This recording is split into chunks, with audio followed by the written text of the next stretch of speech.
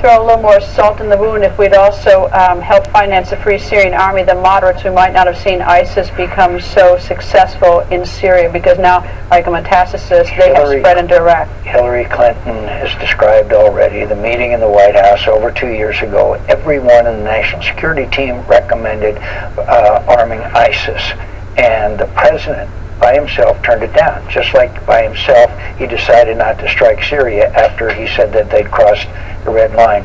There's no credibility. If the president and John Kerry keep talking about coalitions, how are you going to form coalition with people who do not trust you, who know you are totally unreliable? First, there has to be a restoration of American credibility.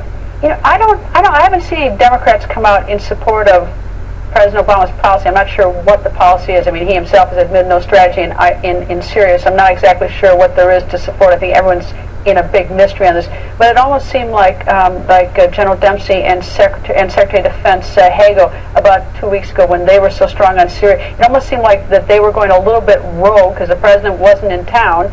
And then now they have dialed it back a little bit. They were reeled back in, and that's why the president gave the press conference that he did. Well, maybe some folks were a little bit out here too far. 192,000 people slaughtered in Syria, and this world is a messy world? I mean, I have to tell you, and I've told you this before, I'm heartbroken about what's happening in Syria. And we have to stop ISIS. Not stop them, but we have to defeat them.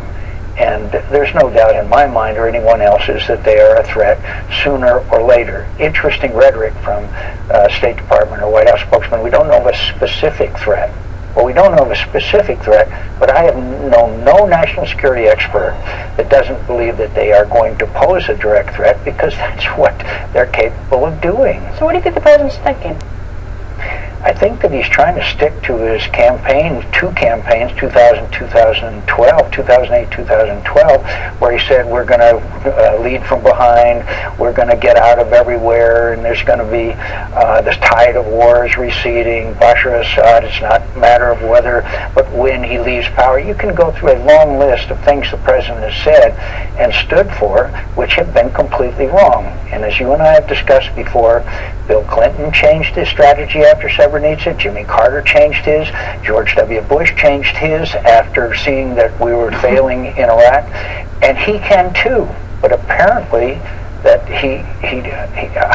I don't understand, because the facts on the ground dictate it.